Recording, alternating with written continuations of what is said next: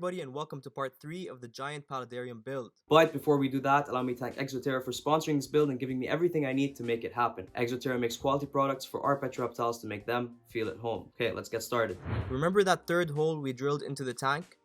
This is going to be used as the drainage layer for the land portion. We put a bulkhead in the hole with a Mist King elbow valve on the inside, and on the outside it was connected to tubing with a valve at the end of it. That way, when the water in the drainage layer gets too high, I can just turn the valve and drain it. Next, as with all our vivarium builds, time for hydro balls. I made sure to put a thick layer in because this vivarium will be sprayed very frequently and will have a waterfall running, meaning the drainage layer will fill up quite fast, and having a thick layer of bioballs will make draining the tank less frequent.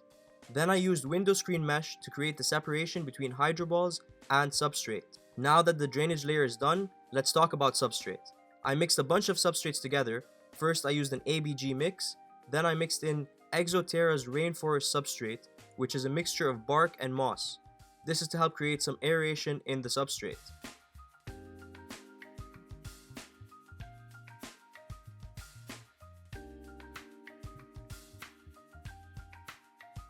Now that the substrate is in the vivarium, time to start planting. As usual, I'll put the names of all the plants on the screen and in the description.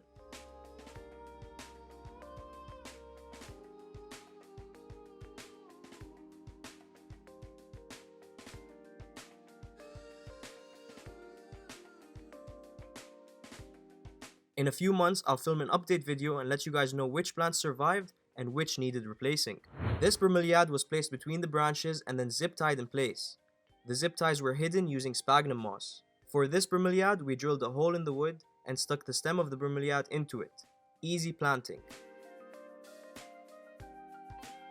Then we used Gorilla Glue to glue this orchid onto another one of the branches.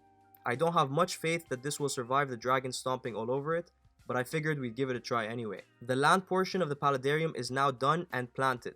Fingers crossed all those plants survive long term. The next step was adding leaf litter. This will give something for the cleanup crews to live in and eat, and also just makes the Paludarium look a lot better. Speaking of cleanup crew, we can add them now. As usual, I added springtails and dwarf white isopods. I also decided to try out the zebra isopods for this setup, Armadillidium maculatum. I assume that the dragons will eat a lot of these, but I'm hoping the isopods would at least establish and start breeding before the dragons are introduced. Okay, let's jump to the aquarium portion. First, we gotta cover the filter intake. I used a PVC pipe with holes drilled into it, and then covered it with a sponge to prevent bigger particles from getting sucked into the filter. For the aquarium portion, I'm going to be using sand as the substrate. No reason for it other than I like the look of it. You can probably use any type of aquarium substrate here. Then I added this piece of spiderwood as a backup in case the dragons needed to get out of the water. This is more of a safety thing as I've never actually seen them struggle to get out of water. Now, time for plants. I've had this rock with Beau of Andra glued on it sitting in one of my aquariums for almost a year now.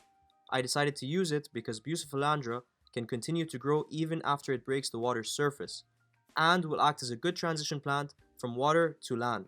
Next, I used this type of aquarium grass, Dwarf Sagittaria I believe. This plant sends runners from under the substrate and should fill the entire aquarium section in a few months. Finally, I filled up the aquarium and turned the waterfall back on. At this point, I also added Java moss to the waterfall section and a mix of different mosses and liverworts to the background and the hardscape.